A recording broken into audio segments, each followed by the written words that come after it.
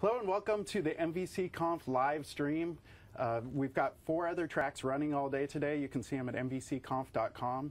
But we're really excited about the live stream here. It's being paid for by our premium sponsor, Umbraco, and also very happy and thankful to Microsoft support for the Channel 9 studios. All sessions today are being recorded, so if you miss anything, you can catch them later. And I don't want to waste any more of your time. Here's Scott. Cool. I want to say a big thank you to everyone for attending today.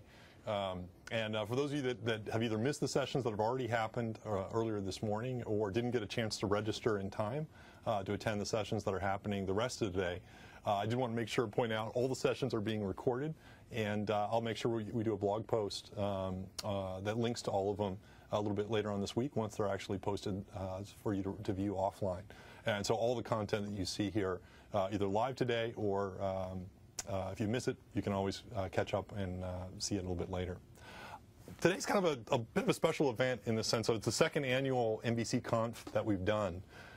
We did the first one last year. This one is even bigger than ever. We've had more than 3,000 people register for the event. It's a free event, but we actually ran into a limit in terms of just the sheer number of people that can actually watch it live, which is a great testament to sort of how popular the event is. And in particular, I think it's kind of an amazing event in the sense of it's really community organized and community led. And all the sessions are being presented by volunteers. All the sessions were actually picked by the presenters. And we're having more than 27 different content sessions actually being presented today with a lot of great content. A lot of content really sort of presented by people that are using the product on a day-to-day basis and can actually tell you the good and the bad, the warts and everything in terms of how to take advantage of it and how to best use it. And I want to say a huge thank you to everyone in the community for both watching the event and in particular all the presenters that are presenting here today. In particular, I want to call out Javier Lopez and Eric Hexter, as well as John Galloway, for helping kind of coordinate and organize all this. It's just a tremendous amount of effort on their part in putting together the website, and putting together the sessions, the speakers, and all the content. And it's just a fantastic amount of work, and we truly appreciate kind of all the energy that went into it. What I'm going to do with this keynote today is spend a little bit of time just talking some context in MVC, some of the kind of thoughts in terms of where we've been, where we're going, and then actually open it up to be what's called an unplugged session. And so we're going to use Twitter, given it's a community-based event, to actually have people suggest questions, and I will spend about 30 or 40 minutes at the end answering as many questions as possible. So it's going to be kind of a dynamic keynote. Even I don't know what's going to come next, and hopefully we can make it kind of fun and interesting. So in terms of kind of just a little bit of context before we get to the unplugged session, I want to talk a little bit for people that are new to MVC or who are trying to figure out kind of how does MVC fit into a kind of our overall development plan at Microsoft. Talk a little bit about kind of ASP.NET at a broad level and then drill into MVC in particular. Last summer, actually, 2010 actually marked the 10th anniversary of ASP.NET. We actually introduced it the summer of 2000. And since that time, it's come a long way in terms of feature set, in terms of capabilities. And we have more than 2 million developers that are actually now using ASP.NET on a daily basis, which is just a phenomenal number. And one of the things that we've done over the last couple of years is kind of broadened ASP.NET to kind of be more inclusive of different programming models and add a bunch more features across the entire stack. Now, when we first started ASP.NET, the kind of the core, really the only programming model that we really promoted was the programming model we call web forms. Is provide kind of a familiar, reusable, productive-based model that's controls-based and is super popular and continues to be super popular, and that we're investing heavily in going forward. The last couple of years, though, we've broadened ASP.NET to also kind of target 2 other kind of what we think of programming model segments or customers that we think are also pretty interesting.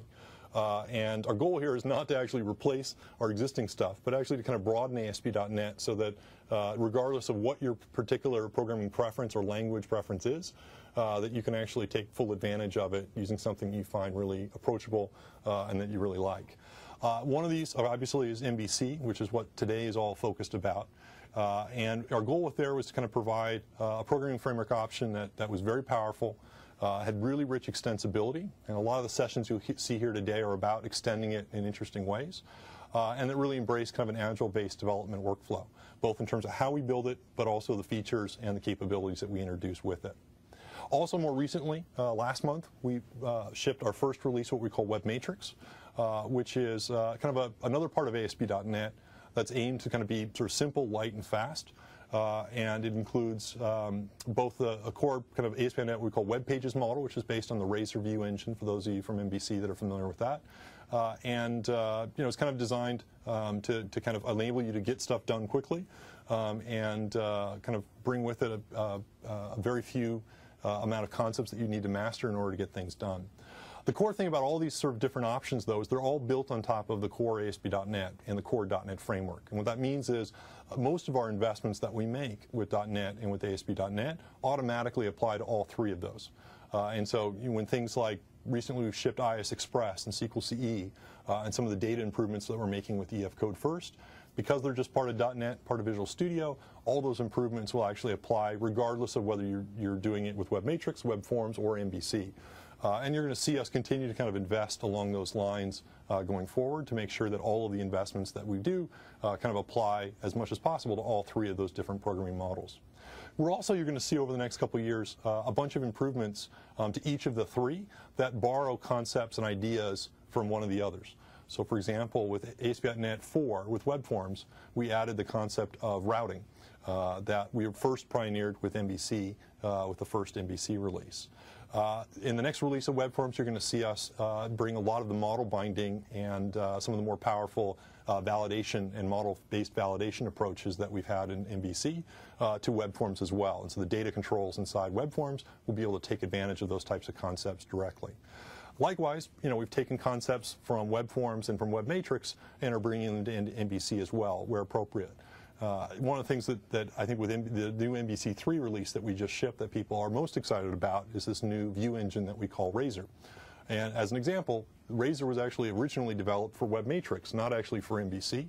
And as we saw that coming along pretty nicely, we said, wow, that's actually pretty cool. We can apply that to MVC as well. And we kind of integrated it in a very natural way into MVC. And so that kind of idea sharing allows us to kind of be agile, allows us to share concepts across them. And it also means, because, again, it's all built on the same core ASP.NET and .NET framework, the core set of features that we build going forward, both in Visual Studio and at the runtime level, will apply to all three. And so, you shouldn't feel like you need to use one or the other, or one's good or one's bad, or one's going away or one's, appearing. Instead, you should feel comfortable with whichever one that you feel best fits your development work style, and trust that we're going to be investing heavily in all three going forward.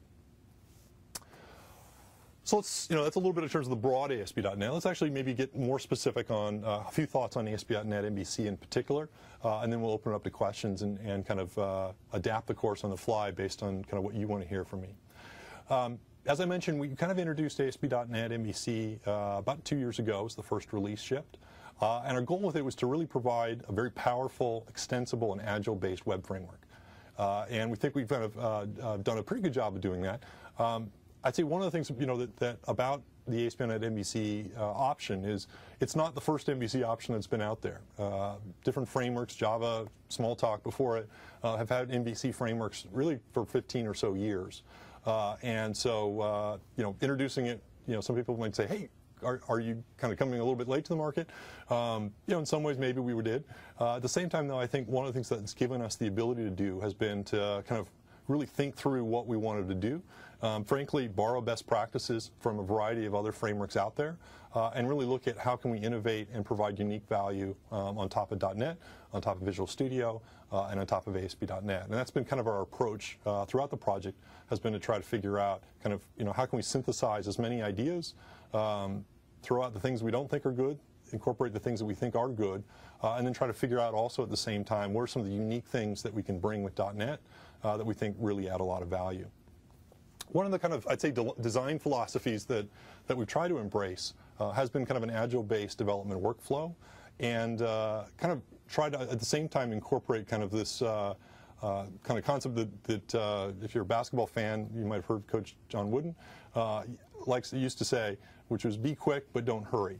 And basically the goal behind that is how do we make sure that as we build MVC, we're very thoughtful about kind of our feature evolution. How do we be smart?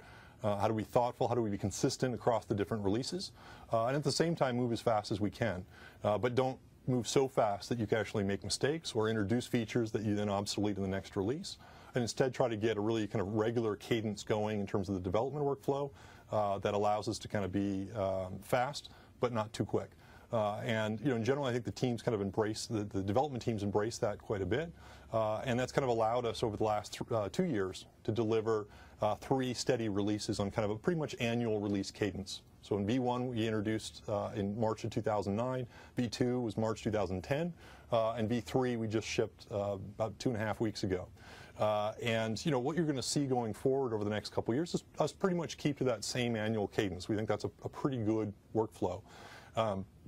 What we're going to do at the same time is make sure that as we add those features, the features we do add on that annual cadence are kind of as baked, really thought out and designed as possible, so that not only you get a lot of steady improvements, but you can know that when V4 and V5 and V6 come along, hopefully they won't be changing the core way that you actually build your apps today, and instead you can view them as kind of nice evolutionary improvements with steady kind of improvements coming along the way.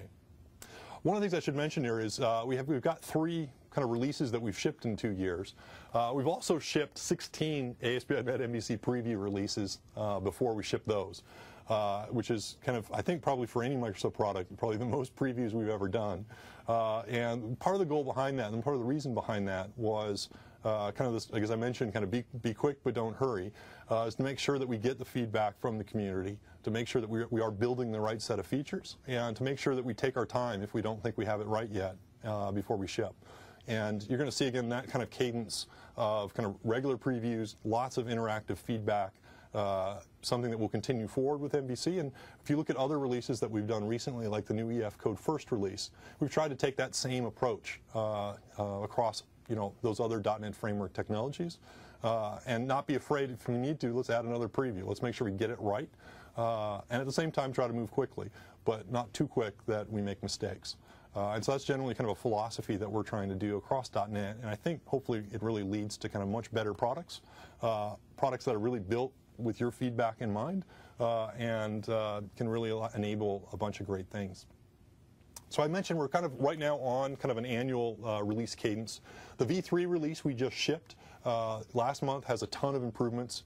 I mentioned earlier the Razor View engine is probably one of the more popular areas of improvements, but lots of improvements around JavaScript, lots of improvements around unobtrusive JavaScript in particular, lots of improvements around validation, lots of improvements around kind of our overall model-based approach, and lots of improvements kind of up and down the stack in terms of extensibility, including especially for dependency injection and for better testing. And so we think that the V3 release we just shipped introduces a whole bunch of capabilities, both from a productivity perspective as well as from an overall extensibility perspective, that we think make it a pretty special release. What you're going to see over the next couple months and really over the next couple years is a lot of kind of investments that, again, continue to build on top of that core base that we've built up with the first 3 releases. And bring substantial kind of improvements in a bunch of different areas. And this area, the list I have here on the slide, is definitely not exhaustive, so don't worry if your favorite feature is not on that list. But just those are kind of examples of a couple of areas of investment that we think we can really kind of add some unique innovation and expect to see both on the runtime and the tooling side a lot of improvements coming forward. They include taking more advantage of HTML5. We started that with ASP.NET MVC3 by introducing the way our project templates as well as our validation works takes advantage of the new unobtrusive-based JavaScript approach with the data dash annotations that HTML5 enables. You'll see a lot more HTML5 support both for markup as well as runtime features in the future. You're going to see a lot more focus around client-side JavaScript development. We think one of the things that makes that MVC is particularly good at is because it's a little bit lower level of a framework, kind of enables you to integrate JavaScript into your app a little bit better. Again, you'll expect to see a bunch of improvements along those lines and investments to kind of enable if you want to build a client-heavy JavaScript app to kind of integrate very nicely with the server. As part of that, we're working very closely with the jQuery project, one of the things that MVC did a couple years ago was actually start shipping jQuery inside the project templates, which today probably seems obvious. At the time, 2 or 3 years ago, was a bit revolutionary. one of the models we've moved to over the last year has been for us to actually be contributing code directly into the jQuery project. And there's some new jQuery templates, globalization, as well as data binding plugins that are now official jQuery plugins that we're contributing and that we're working very closely with the jQuery project and core team on in terms of evolving those nicely. One of the projects that you'll hear more about a little bit later this year that was recently announced a little quietly, and we'll talk more about it as we're ready, is a new jQuery data grid control or plugin that's being built by the jQuery UI group. This is actually a project that we're sponsoring, and you'll see more in terms of, and it provides basically a very rich way to do client-side kind of data grid-like scenarios using jQuery. And what's nice is it'll work with any framework out there, so it's not tied to .NET in any way. It's designed to be a generic jQuery plugin. But what you'll see us do, both with ASP.NET MVC as well as with Web Forms and Web Matrix, is make it really easy for you to integrate that on the server side with our frameworks and provide kind of a really nice end-to-end workflow. And we think that's great for developers everywhere running on any framework, but also, I think, again, it's sort of an example of where we think that we can kind of provide some unique value and kind of nice integration within our frameworks as well. Other investments you'll see us make are focusing on mobile. And so you'll see a lot more focus around mobile for both phones and tablets from within MVC. You'll see us kind of focus a lot on what we call async-based programming. This is something that we introduced actually with the very first release of ASP.NET 10 years ago, is the ability to come what we call async on the server. And the concept there is that you can basically yield back a worker thread that you're doing a long-lived operation so that you can avoid kind of tying down your server anytime you're making requests. And it was something that a few people wanted at the very beginning, but it's become ever more important in this world where we're taking advantage of services, whether they're SOAP or REST or just plain JSON-based services where our servers are talking.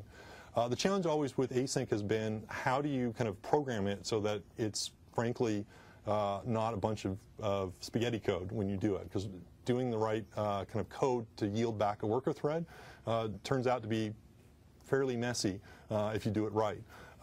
And spinning up a thread, by the way, a new thread to do something long-lived is actually more elegant from a code perspective, but kills you on the perf. What we're trying to do with the new version of .NET, and we showed a preview of this at the PDC last fall, is kind of incorporate async directly into our programming languages, both C# and VB, and allow you to basically do async-based programming in a very clean, elegant way, such that we think, A, it's both performant, and B, it's designed such that people can actually write it without making mistakes. You can use standard error handling, standard kind of control flow-based approaches. And again, it's sort of an example where we think there's some really unique stuff that we're going to be doing in .NET. And kind of our goal with the next release of .NET is going to be, and this is true also for ASP.NET, both MVC and Web Forms, is, can we basically do with our languages and our runtimes what we did with Link back in 2008, which is sort of take this concept of functional programming and ORMs and kind of bake it into the language in a very elegant way. And I think we're going to try to do the same thing with async, and there's a bunch of really interesting stuff you'll see in the months ahead on that. Lastly, you'll see a bunch of investments that we're making around cloud, both our Azure-based cloud services as well as other cloud providers out there. And so you'll see even more focus around deployment, around kind of taking advantage of cloud-based computing and elastic scale. And again, these are just sort of a few examples of areas. There's a lot more areas that we're focusing on. And you're going to see also just a lot of kind of continual refinement of existing features and kind of fleshing out of existing features. And just like we've done with the first three previews, first three MVC releases, you'll see us use a kind of a model of steady previews where we can kind of get feedback, bake it, and then ultimately ship it when we think it's ready and when you tell us it's ready. So there's lots of features that we're going to be adding into kind of the core MVC product in the years ahead. And a lot more features that we're adding in the core Web Forms product and the core Web Matrix product as well. One of the things, though, that we've kind of, I think is important to recognize is, there's only so many features we can, on the product team on ASP.NET ourselves build. And, I think one of the things that we've tried to focus on the last couple of years is figure out, how can we take advantage of the huge open source ecosystem that's out there, and in particular kind of foster a great and vibrant .NET based open source ecosystem, so that you don't need features from us, you can get features from anyone, and anyone in the community can feel like they can put together a project, contribute it, and get thousands of people to actually take advantage of it and use it, which of course encourages more people to create projects and create better projects, and you can get a kind of a nice virtuous cycle going as part of that.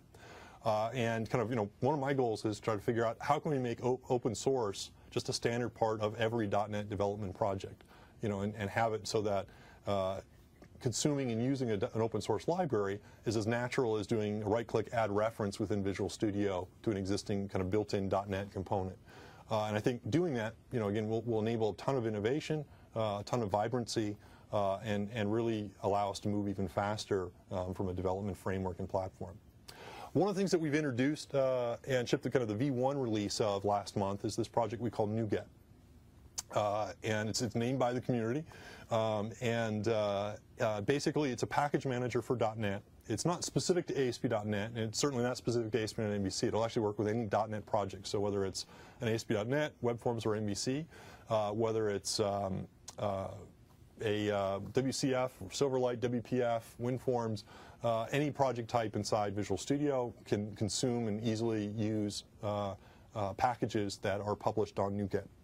And basically what it lets you do is easily, again, as easy as right-clicking on a project and saying add a library package, or there's also a command shell where you can type in a command that's PowerShell-based, allow you to download a open source library for .NET from our gallery, or any other gallery that's hosted within the community. It's not tied to a specific gallery, and allow you to kind of easily add it into your project, pull down any dependencies you have as part of it, and then at a later point you can actually also update the dependencies. So if you want to get a new version, it's as easy as kind of a one-line command or a simple resync within your project.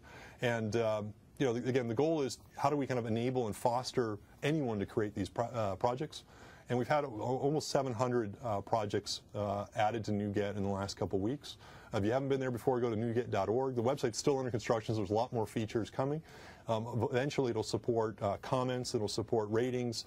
So you can add a comment, add a rating to any package that you've used, and provide kind of a really nice search model so that anyone, again, can, in a few minutes, create a NuGet package for an open source library they've created, upload it, and share it with the world. And hopefully, we'll see kind of millions of these libraries be downloaded over the next year. And I think it's going to add a ton of innovation to the overall .NET ecosystem. In addition to kind of allowing others to create those NuGet projects, you're also going to see Microsoft use NuGet as a way that we can also go ahead and ship packages a little bit faster than the next big releases. And so you expect to see in the months ahead a bunch of work around scaffolding, around database migrations, around mobile, as well as testing support being added to the existing shipping versions of ASP.NET, both MVC and Web Forms. And NuGet also is integrated into Web Matrix so that you can take advantage of it within Web Matrix as well. And there's some talks a little bit later on today that specifically talk around some of the new scaffolding NuGet packages that Steve Sanderson's working on, and a bunch of other packages by other speakers throughout the day that you can actually start using today, and I think add a ton of value. So expect to see a lot more around NuGet and around pushing kind of open source in the .NET space in the months and years ahead. The other thing that I'd say in terms of kind of that we're focusing on, you'll see hopefully a lot more on in the months ahead, is just on samples and learning in general. I think one of the comments that I often get from people is, hey, there's lots of great technology, glad you're moving so fast, how in the world do I stay up to date? And part of the goal behind events like today and the mvcconf is kind of provide kind of free training for people so that anywhere in the world they can watch it, learn, and become better developers for it. You're going to also see us kind of be a little bit more prescriptive and a little bit more kind of thorough in kind of creating kind of what I call a curriculum around our different technologies, both MVC and our other technologies, so that instead of having to learn constantly from blogs or forum posts, you'll know that there's a place you can go. You can actually read a whole bunch of tutorials that are step by step. You can watch kind of a curriculum of videos from start to finish, and there's also a bunch of guides and tutorials that you can read in isolation to look at and learn exactly specifics of what you're trying to do. We started this a little bit on the ASP.NET/MVC page today, You can find a great set of tutorials for Build Your First App, as well as an NBC Music Store tutorial, both written for NBC3, that you can read and learn from today. And you're going to see, again, a whole bunch more content show up in the weeks ahead as we kind of flesh that out, and I'll make sure to blog as major new topics come up. Hopefully this will provide kind of a one-stop learning shop for how you can learn and start using NBC. Also, one of our sponsors at the event here today, Pluralsight, has actually put together a bunch of great NBC3 content. They actually provided a one-day preview of it for anyone to watch for free a couple weeks ago that I tweeted, and based on the feedback, there's been a ton of interest on it. And they've kindly offered later this week to provide 48 hours of free access to that NBC3 talk, ASP.NET NBC3 curriculum. And so I'll be doing a blog post hopefully later tonight or tomorrow that points people at it, and basically you have 48 hours that you can watch all this content that would otherwise cost money for free, and hopefully provide a way, again, if you're looking to get started and get your feet wet with NBC, and specifically the NBC3 release, this course provides a ton of value. They're also coming out with an introductory ASP.NET NBC course in the weeks ahead that also, for people that are brand new to NBC, will also hopefully provide a lot of value there as well. In addition, as I mentioned, all 27 of these talks that are happening today at the NBC Conf online will be available for download afterwards. So if you either don't have time to watch all of them, and because there's 4 tracks, even if you did have time, unless you have 4 machines and can watch 4 talks in parallel, you can't. Don't worry, they'll all be available for download. I'll also blog pointers to that, and so you can go ahead and watch all the sessions that are happening today at any point at your leisure, and hopefully get some great learning and samples out of it. So that's kind of the beginning, anyway, of this keynote. Hopefully it provides a little bit of context in terms of kind of where we're going, how we see NBC, and some of the investments that we have coming in the future. What I want to do for the next 30 minutes, though, is actually, since it's a community event and we're all online, actually kind of turn it into kind of a little bit of an unplugged session. Where instead of me jabbering onto slides, instead we're going to actually open up to questions on Twitter. And so you can actually tweet any question at me. And I've got John and Javier in the back room there that are actually monitoring it on Twitter and actually feeding them to me on the slide here. And so I'll try to answer as many as I can in the next 30 minutes based on the sheer number of questions that are quickly popping up in the list. We might not be able to get all of them, but we'll try to do as many as possible. And again, if you want to tweet your own question, basically just direct it to me at Scott Gu, and put your question in there, and just make sure you include that NBCConf hashtag, and then it should show up, and hopefully we can try to get to as many of those as possible. So a couple questions here. Let's see. So Web Coding for Fun asked, what kinds of sites should not be built with NBC? It's a good question. In general, I'd say our goal with NBC is you can build any site with it. In general, though, I'd say that a lot of times it depends on kind of which of those approaches that you take with ASP.NET depends a little bit on what your preferences are. So I'd say less in terms of what are the exact types of sites to build or not build. I think a lot of it comes down to kind of what is your particular preference in terms of how you build sites. And then also, I think it comes down a little bit in terms of kind of, what's applicable based on the project. And I use kind of 2 examples, and then I'll talk a little bit more about web forms and NBC, since that's a question a lot of people ask. One is sort of Web Matrix and NBC. They both use Razor. They both use C# or VB. And so there's a lot of, in some ways, similarities, but at the same time, they're very radically different approaches. Web Matrix kind of, frankly, promotes one page, one file kind of approach, and it's a fairly lightweight approach. And I think for a lot of people, they'd say, hey, that doesn't scale to be an enterprise-based grade application. I want to use NBC for that. And I'd probably agree. If you want to build a giant enterprise-based application, I would definitely pick NBC over Web Matrix for that type of scenario. At the same time, a lot of us that do build large applications, put up small sites. And so, like, for example, this NBCConf website that's actually hosting this event was actually built with Web Matrix because it wasn't a very complex site. It only had a couple pages. For that particular scenario, it just makes sense to use basic Razor, mostly content, a little bit of dynamic functionality. So that's kind of an example where, depending on the scenario, you as a developer might choose one or the other. The nice thing is you're using C#, you're using .NET. In this case, you're actually going to use Razor across both of them, so the skill set is actually the same, and it's not like you have to learn a completely new thing for that particular scenario. For a lot of questions, people often ask me web forms versus MVC. When should I use one or the other? Again, I'd say it really depends a lot on your particular programming preferences and your particular background. If you're someone who comes from a controls-based approach, so you're a client-side developer or you've used ASP.NET for a long time and controls just feel natural because there's a data grid I can take advantage of, there's a bunch of built-in functionality that just allows me to focus on my task as opposed to having to focus on figuring out the markup in CSS. A controls-based approach with web forms might be a lot more productive for you, and that's totally fine. That's why we built it. At the same time, some people say, hey, I know CSS. I want to have complete control over my markup, and I want to have complete control over all of my requests. MVC gives you a little bit more access below the hood of the car, so to speak, and allows you to kind of tune things a little bit more along those lines. And so some people will say, well, naturally I want that, or some people say, naturally I want this. They're both completely valid. A lot of it, again, comes down to kind of your particular preferences. A couple other questions here. Manzoor Rashid asks, any plans to add an active record ORM solution?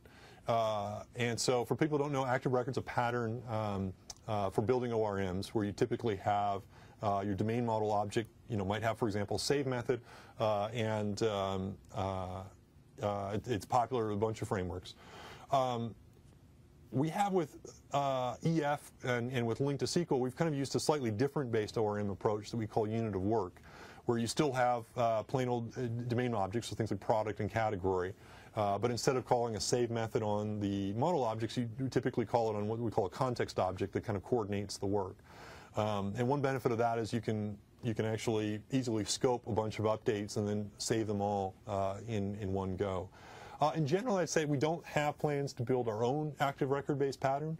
It's something we've looked at in the past. In general, we think the unit of work's a little bit more flexible, and we do think with things like Link, from a query perspective, it also allows us to kind of take advantage of kind of slightly richer querying capabilities. In fact, if you look at some active record implementations, they're starting to veer in terms of allowing that type of query kind of capability as well within their framework.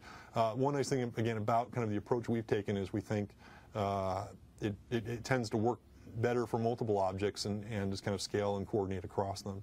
But active record also works fine. So we don't have direct plans to build our own active record implementation. There certainly are good active record implementations available for .NET.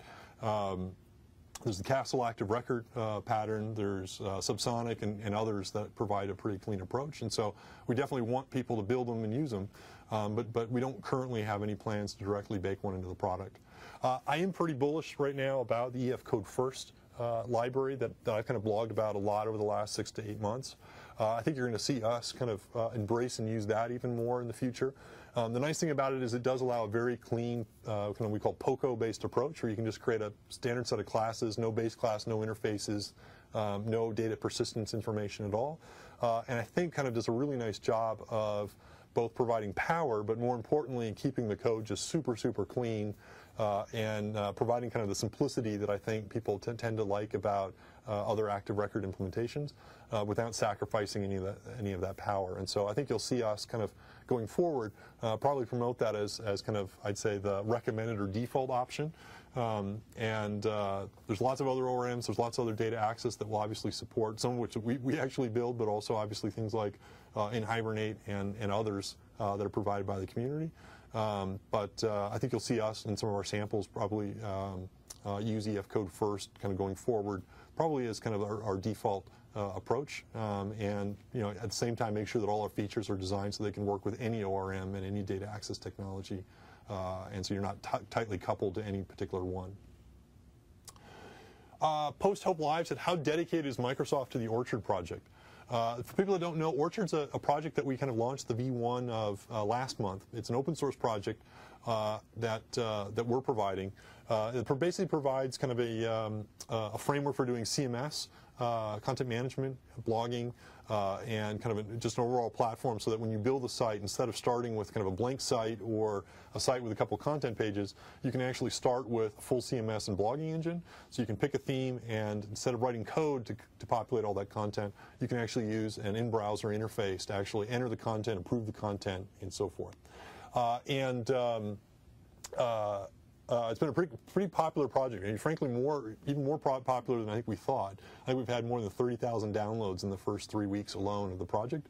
What's nice is it's actually built on ASP.NET MVC3, and so it uses areas, it uses Razor, it uses kind of all the extensibility hooks that we built in to MVC3, and so it's a great kind of example to help push the platform and really make MVC3 even better.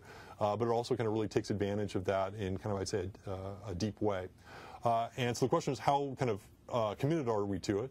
I'd say we're very committed to it. We actually have about 4 or 5 people at Microsoft, maybe 6 people actually working full-time on Orchard. And what's nice is there's a whole bunch of code contributions that are happening now from outside within the community that we're actually incorporating into the core source code. And so we actually do run it in a true open source way, not just in that we ship the source, but we're also taking check-ins and feature enhancements back into the core. And so you'll see us, continue to invest in that going forward.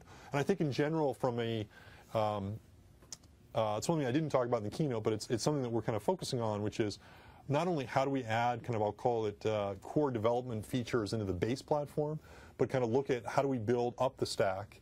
And with things like Orchard and with other open source projects, so Mbraco, who's one of the premium sponsors of this event, also is a great CMS, is what we run the ASP.NET website on. And they're also being rebuilt on top of ASP.NET MVC. And the benefit of having a CMS, especially a rich CMS like Mbraco or Orchard, or a rich blogging platform that you can just start your site with and incorporate very easily, is, I think, the next sort of higher level set of features that we want to make sure that we enable, so that you're not always starting with having to write all the code. You actually can take advantage of these libraries and kind of be productive from the get-go and take advantage of them in a clean way. So a couple other questions here. So Steve Smith asked, will Microsoft ship a template that prescribes proper separation of concerns and IOC with, someone in the back could scroll so I can read the rest of the question. Anyway, I guess I won't. So I think Steve Smith said, will Microsoft ship a template with prescribes proper separation concerns and IOC with MVC? Great, thank you. Yeah, I think basically in general what we're trying to do is have our project templates. You'll see more project templates come out in the future. That's certainly true. And what we are trying to do is make sure that our project templates do, where possible, obviously have best practices in them. And so yeah, so you're going to basically see us do that. In general, I'd say depending on the size of the project and depending on your exact circumstances, I think there's some limits to what you can do with project templates. If you're building a project that you think is going to be one of the top 5 or 10 websites in the world, you are going to structure your project in a slightly different way. And if you also have existing dependencies and existing libraries that you're using, or existing way that your development teams are used to working, you're going to still tweak your custom your project templates slightly custom. So I don't ever think we're going to have the one true way project template that solves everything. But certainly our goal is to have more project templates, and we'll have probably an internet. We're looking at probably adding an intranet project template that has Windows Auth wired up. You'll probably see mobile project templates, and certainly you'll have more that push kind of separation of concerns even further.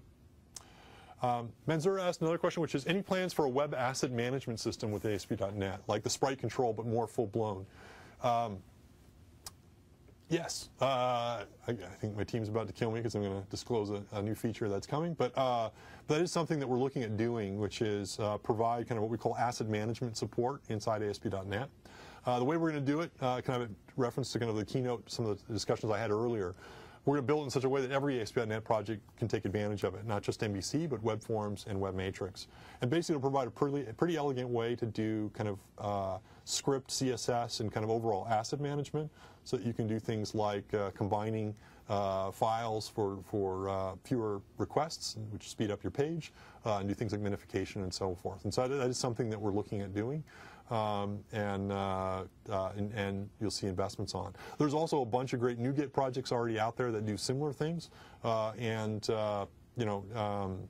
again, our goal is, how can we provide kind of out-of-the-box functionality, but at the same time, how do we empower the ecosystem and the community for people to extend what we have, and then also, if they want to, replace it as well. So you'll see, I think, a lot of effort and investments over the next couple months, both by us and with the community, and hopefully together. Stefan asked a question, will there be an MVC wish list like for WPF and Silverlight? And so I think this is referring to some of the user voice kind of websites that we've set up in the past with Silverlight and WPF, so that anyone within the community can basically suggest a feature, and then, better yet, everyone can vote on a feature. And ideally, we actually do all the top 10 features that people ask for.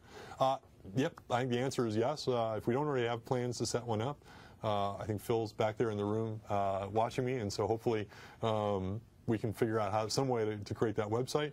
And so definitely, getting feedback as early as possible, both on the feature suggestion and then also on the features that we preview, is definitely super important. So we'll make sure we do that. Eli Lucas asked a question, when is the jQuery templating plugin set for release? Also any updates on the jQuery grid? Good question. So we submitted what we call the jQuery template plugin to the jQuery project last year. Got a lot of great feedback on it, and based on kind of what we built, the jQuery project actually made it an official plugin, and you can download the jQuery plugin today off of the jQuery.com website, and it's one of a handful of official plugins out there. We've also done data linking as well as globalization. Our original plan was actually to ship it as part of the jQuery 1.5 core library. And we ended up deciding not to actually build it into the jQuery Core 1.5 library, mainly for two reasons. One is there's been the jQuery mobile project just created, which is also something that we're pretty interested in. And part of that is, with the jQuery mobile project, is to actually use the jQuery 1.5 core library. So there isn't a separate jQuery for mobile and a separate jQuery for desktops, but instead try to have a core jQuery. And one of the things that's required is for us to keep the jQuery, or for the jQuery team to keep the jQuery core library very small. And so the current approach with 1.5 is actually not to try to bake in templating into the single file, mainly because that would actually add some extra file size that for low latency mobile scenarios might delay page loading. The other reason we didn't bake it in is we actually are working with the jQuery team, which is building the jQuery grid plugin. And we're helping sponsor that and contributing code to it. And the jQuery grid is going to be to use the jQuery templating plugin pretty substantially. And so we wanted to make sure before we kind of gave it a V1 official, the API is consistent and won't change blessing. Wanted to make sure that the jQuery grid gets a little bit further along to make sure that there isn't any feature changes that we want to make before we kind of bless it as official and commit to kind of a breaking change kind of model going forward. So expect to see the official V1 in the future. It's now in kind of a late beta, so it is actually ready to be used, and it is available within our CDN. So if you do use it, you can actually take advantage of our CDN-based performance. But the final official version will probably happen a little bit later on this year.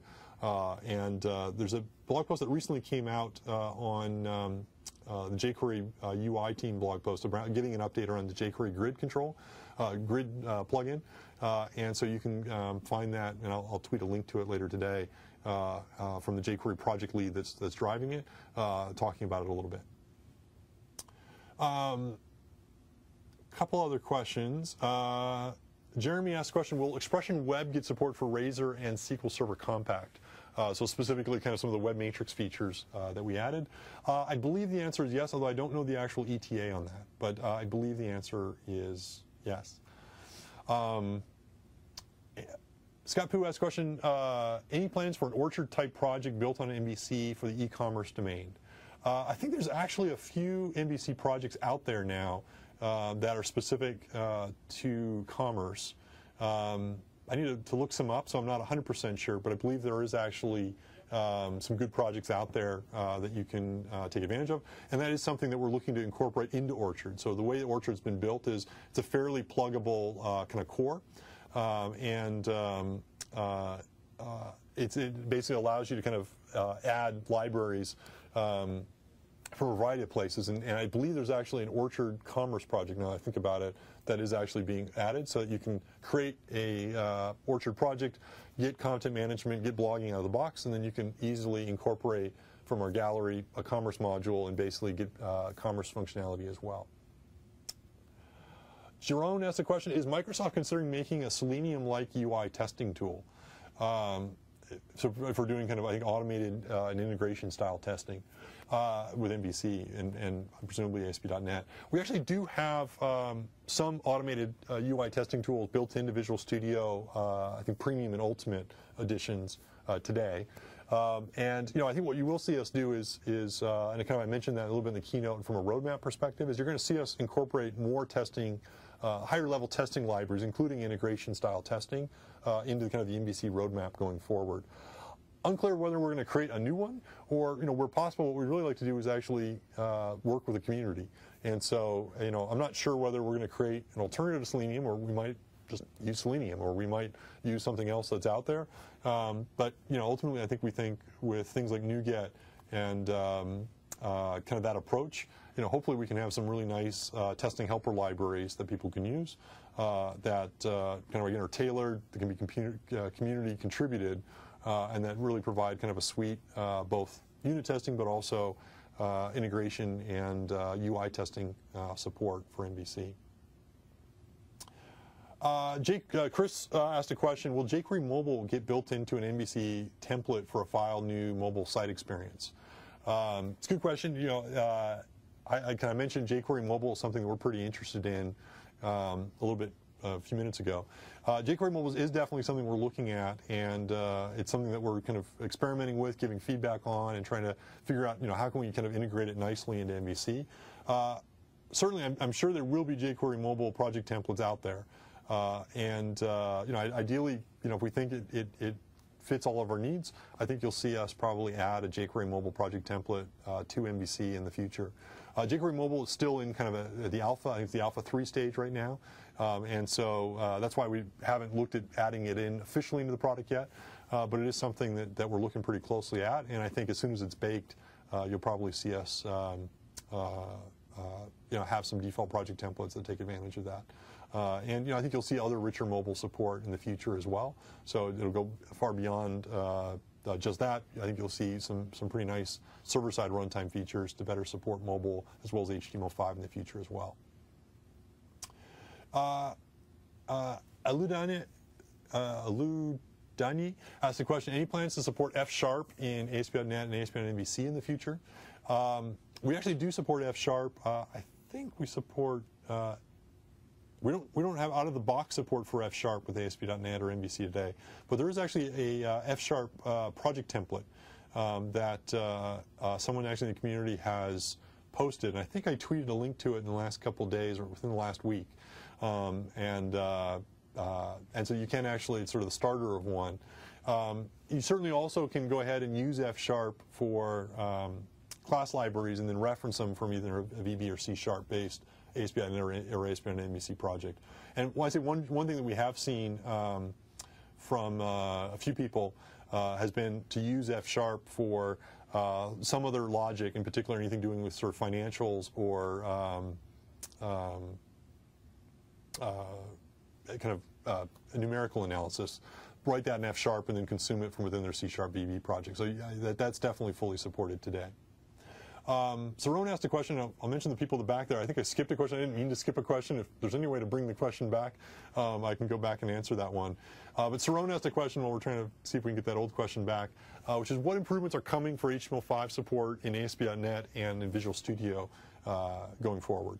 One of the things that we're doing that will ship shortly is VS 2010 SP1.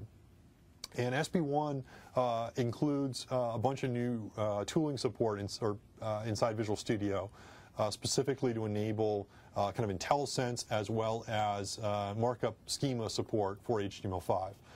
And so you'll be able to use section article tags and some of the new kind of semantic-based elements that are being introduced in HTML5, as well as things like video, canvas, SVG, etc. And so that'll be available shortly, and that'll work for all ASP.NET projects, again, both web forms, MVC, as well as web pages-based projects with Web Matrix. You're also going to see us take advantage of more runtime features in the future, and it also include kind of richer tooling support for doing JavaScript-based development with HTML5. And so, we don't have a bunch of plans that we're talking about yet publicly today, but that is something that we're obviously looking at and pretty committed to. John asked the question, how about MVC3 and reporting services? Can I render Word PDF from views?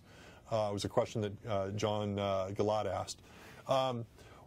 It's a good question. Break it apart into two segments. One is, can you render Word or PDF files from views? The answer is yes, you can.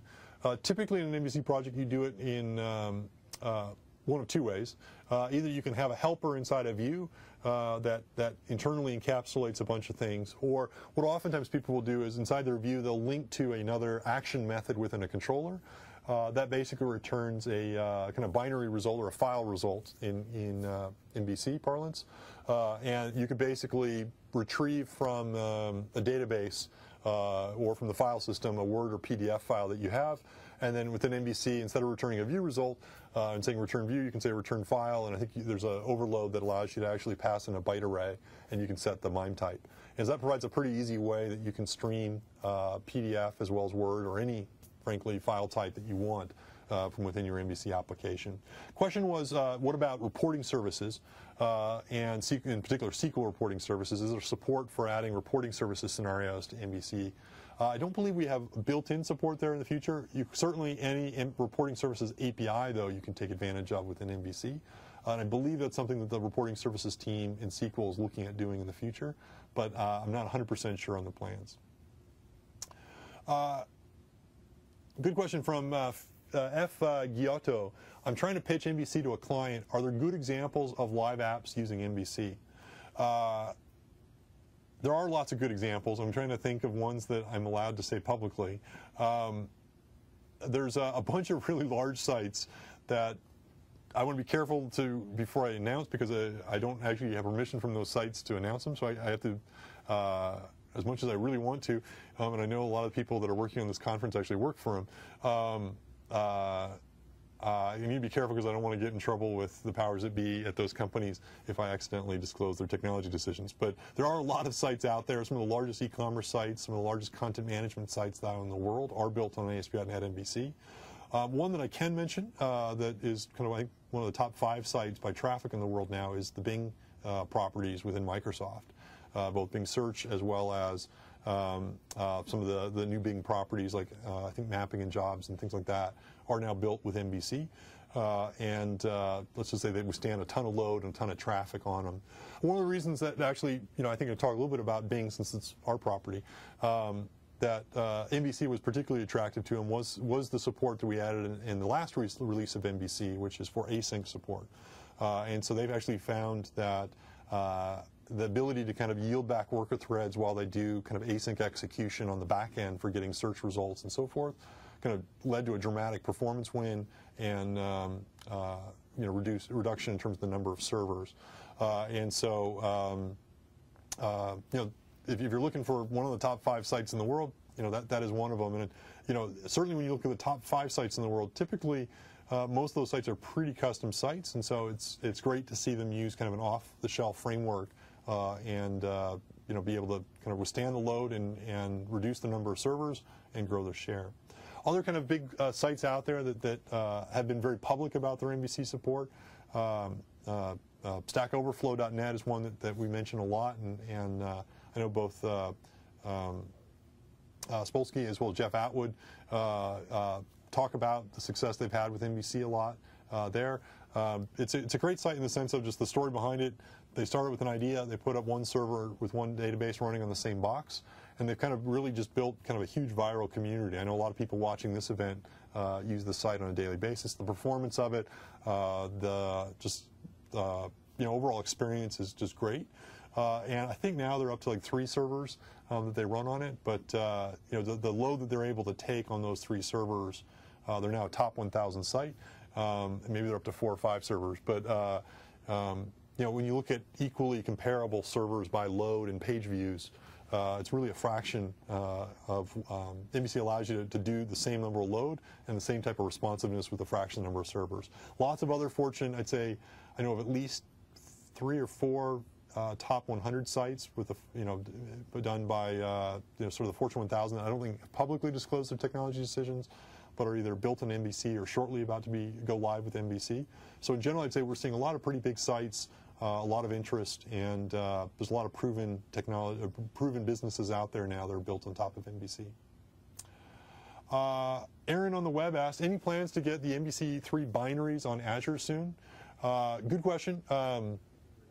Actually, if you can keep that last question there that you just deleted, I'll get to that one next. Sorry.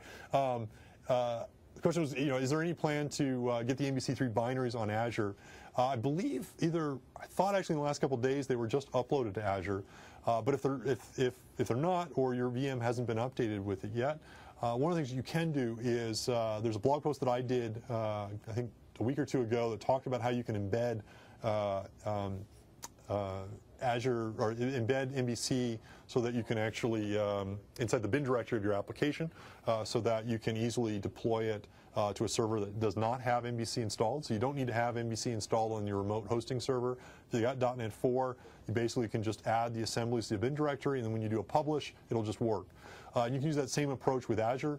Drew Miller on my team actually has a blog post specifically on using that approach with Azure and the steps that you take with it. And if you don't actually have hosting set up yet for ASP.NET in general, what I'd recommend doing is go to the ASP.NET website, and on the home page there's a hosting button on the top right. Click that, and you'll find a bunch of great hosting providers out there that offer ASP.NET 4. Some starting as inexpensive as I think $2.50 a month, or $2.30 a month is kind of one of the less expensive based offers, as well as virtual dedicated and dedicated offers, and you can sign up directly for that. And in general, I think you're going to see us do a bunch of work around deployment, making deployment and hosting and cloud-based services even better. That blog post I mentioned that I did about 2 weeks ago that talks about how you can manually add the bin assemblies for MVC into your project so that you don't have to have MVC installed on the server. Had a couple manual steps. It only takes about 2 minutes, but there are a few manual steps you do. With SB1 of ES 2010, we're actually allowing you to right-click on a project and just say Add Deployment Unit, and you can either say SQL CE or you can say MVC, and it'll handle everything for you. So we're trying to make that even easier. And you'll see deployment be a core focus both for the next release of Visual Studio, but also something that we're improving even in the months ahead and providing kind of a richer automated deployment support for deploying .NET applications, both web forms and MVC going forward. So with that, unfortunately, I think we're out of time. I hope this was useful. Again, for people that joined late or who are not registered for the rest of the mvcconf sessions today, good news is all the sessions will be available on the website, so you can download them and watch them on demand at any point in the future. I'll also blog about that special Pluralsight offer shortly and with a link to it. And so if you want some other great professional content on MVC3, they're also making that available. And I hope you enjoy the rest of the conference. And thanks again for all the work that the people that have helped contribute to this conference have done, the 27 sessions that are happening today, and just the tremendous community support